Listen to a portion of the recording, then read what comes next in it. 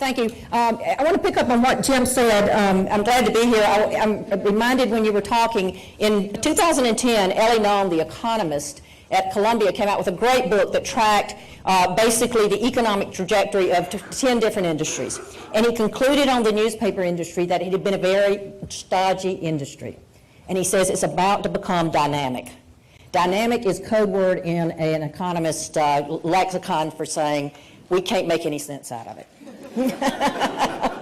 So in 2009, which was 1 year after I came back to UNC after having spent more decades than I care to admit in the business, both half as a journalist and half on the business side, I was fortunate enough to get a grant from the McCormick Foundation and decided to start looking at community newspapers. And I want to talk about the definition we gave community newspapers because it's different from what most of you have seen in the past. And that started in 2009, as you say, the beginning of the waterfall moment for this industry, and of looking at what all had happened and how much we needed to change things going forward. It has come to include not just the book. I'm going to allude to this and tell you about this just in the end. It includes an instructional website called businessofnews.com aimed at both publishers and editors as well as professors, helping you walk through how to create a strategy, how to measure your progress against it, a whole range of things for both nonprofits as well as metros. And it includes a multimedia case study. Both of those will be free. The multimedia case study is primarily aimed at professors, helping them teach another generation of students how to think about the problem that's really been head of the news industry right now, the newspaper industry. It is aimed at three audiences. It's aimed at publishers and editors. It's aimed at professors, and I'm hoping, and so does my publisher, that it reaches a group in the public that we haven't done. I think we've done a really good job of talking to ourselves about the problem, and not as good a job of talking to the public about what's really at risk. And I want to tell you some of the things we found in our research that would help us think that through. I gave this speech in Washington, a similar thing in Washington on Tuesday night, to a very mixed audience. I was actually I've been very gratified to see that most of the people who wrote me later and followed up with emails are not in the business. So it's one of those things where I think they've understood what's at stake. So let me just review. If you're in Harvard Business School, they'll tell you any disruptive technology, and we know this based on every other industry we looked at, a disruptive technology attacks three things from an existing firm. It attacks the cost structure first. And very quickly, you get what is called a tipping point. It siphons off customers and the revenue that comes with those customers. Okay, so if you look at the newspaper business, I want to sum four things up. This is what we're really facing with all newspapers right now. One, advertising revenue adjusted for inflation in the U.S. is back at 1950 levels. Okay, I'll pause for just a moment. That's really important because historically, 80 to 90% of the revenue that supports news gathering has come from advertisers. So when everybody gets focused on a paywall, that's something we have to worry about. That's a long-term issue. It's not going to solve our short-term problems. The second thing, high fixed costs of printing and distribution. That was a barrier to entry in the print-only days. It is a financial albatross now. Most newspapers consume more than 50% in expenses. Third, the habits of our readers are changing quickly. And what's been amazing to me, we're really lucky in the U.S. in that we've had Pew and Deloitte tracking it on a national level. What amazed me was even in 2009, 2010, when we got out and did surveys in remote areas that weren't completely wired, we found them tracking almost exactly with the national trends. Now, it took somebody in West Virginia, which has spotty cell coverage, to even get me to understand why that happens. And you think about it, where did you first learn the computer? It was at work. Most people commute into a place that is already wired, and that's where they've learned to do it, and they expect us as a newspaper to be on multiple mediums. And then the last is the competition is tough and getting tougher. One of the problems we got right now is there is so much confusion, you don't know what to believe. And I'm as guilty as anybody, because when I first came back, people said, when are you going to come up with a business model? And my response was, there won't be one, there will be many. Okay, I won't argue now, there is a business model. It will be applied differently in each market. Okay, so the first thing we did is say, what is a community newspaper? The old definition of community newspaper was a paper that was roughly under 15,000 print circulation. Okay, so that included a lot of weeklies and non-weeklies. It included some small dailies. Okay, we started there. That was in 2009.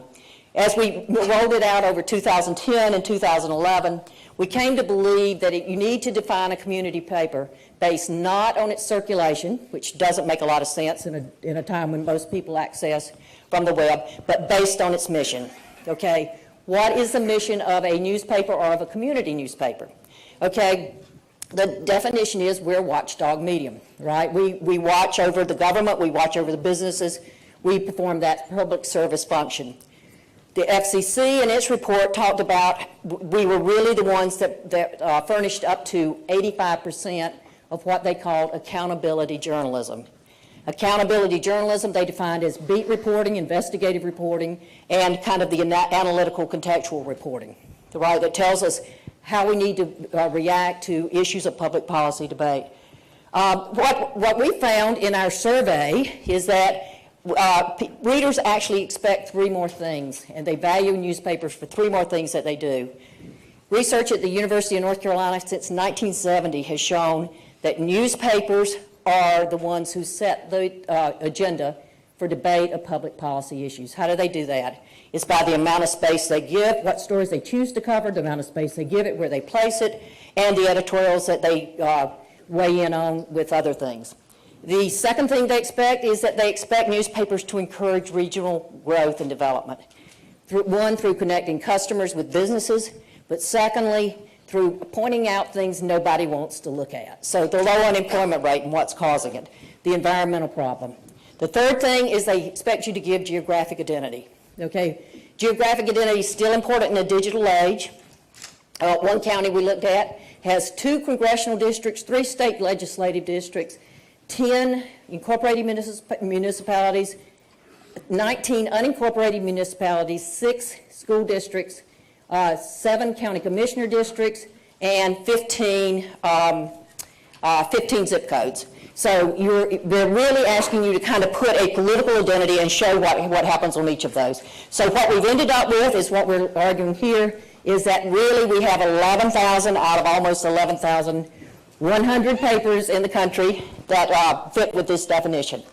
Okay, these are the 12 papers. They stretch from Santa Rosa up to Rutland, Vermont, down to a small weekly in West Virginia. They're ordinary papers. They're extraordinary papers. 4 of these papers have won Pulitzers. 2 won the Pulitzer Public Service Award. They're the 2 smallest. 8 of them serve economically challenged communities. 6 are independent. The other 6 are owned by either a chain or an investment firm going forward. Okay, so what we found is that in order to adjust to the 3 attacks that have been leveled at you, newspapers have to respond in this way. And this is true of any newspaper, whether the New York Times or whether you are a Whiteville news reporter, circulation 8,000. If you have the barriers to entry destroyed, you have to shed your legacy cost. If you have siphoned off readers, you have to rebuild your community on many platforms, and I want to talk about what that means. And if you've got your advertising decimated, you have to aggressively pursue new revenue opportunities. Not just volume, we're going to talk about rate in just a minute. So what we know about shedding legacy costs. The internet has attacked the cost of printing and producing the paper. You can't get out ahead of your readers. You've got to know where your readers are. But what I see, I'm really worried that even the surveying we did 2 years ago has changed dramatically. The iPad has done a lot of that. Okay, and you want your cost drivers to be line up with your value drivers. Your value drivers right now in the digital age are content creation and aggregation. It is not the printing and distribution. So what you need to do, it has implications for a whole range of things, how many days you print, your staffing, and staffing is you need to look at entirely, not your production department, and lastly, your content. So really smart publishers understand that we've only had 3 days were profitable in most newspapers going forward. That in the past, it was profitable enough to carry you for 7. You're probably looking at a daily that is not 7 days a week for many markets going forward. So how do you educate your readers to expect you not to go from that? And what do you do with the content? The next is, what do we know about building community on many platforms? Well, we know our customer habits are changing, but we also know we have to not alienate our loyal readers, and while at the same time we're attracting new ones. We used a real simple loyalty test to gauge how loyal people were. We found most strong papers have really loyal readers, but they're loyal across multiple platforms too. We use the same loyalty test, the New York Times, that I used at the New York Times, Wall Street Journal, and Harvard Business Review. That loyalty test is really simple to do. We hear a lot about brand engagement. Loyalty is a step up from brand engagement. Brand attachment's even a step up from that. So it's important that you build it across multiple platforms and not just geographic community. You build the vertical communities. And you have to link the vertical communities back together. What do we know about pursuing revenue, new revenue? Having sold advertising as well as having been on the editorial side, I think I can say this. I find that advertising departments are not as far along in the grief process as the newsroom is. Okay, the economists call that path dependence, and you've got to break the path dependence. Okay, so one of the things that we've seen from newspapers that we've looked at, there are 3 ways you need to get a new sales strategy going. One, you have got to come up with a rate card that encourages advertisers to buy across multiple mediums. There are lots of studies, everybody from ESPN on has shown that buying 2 or more mediums greatly enhances both your reach and your exposure. I can go into that later. You've got to get a compensation system that rewards people who prospect, and you have got to get a training system that teaches advertising salespeople how to go out and do it in a different way. And finally, it's really, really hard to keep 3 plates going at the same time. But what we've asked everybody to do is ask these 2 questions. If we're successful, how will we look to the 3 most important people, our 3 most important stakeholders, our customers, both our advertisers and our readers, how will we look to our employees, and how will we look to our shareholders? And then what does that mean about what processes we have to do, change? Finally, in the end, it's all still about storytelling, whether you're talking about selling advertising, whether you're talking about selling, whether you're doing a story. One of the things we've also found here, which will probably be, I want to close with this, one of the things that we've also found is that innovation is a kind of scary word. And what we've done is take a cue from people who've been, NGOs who've been in countries that don't have a word for innovation. And what we're really trying to do is get the focus on renewal. It's a really important thing going forward. Thanks.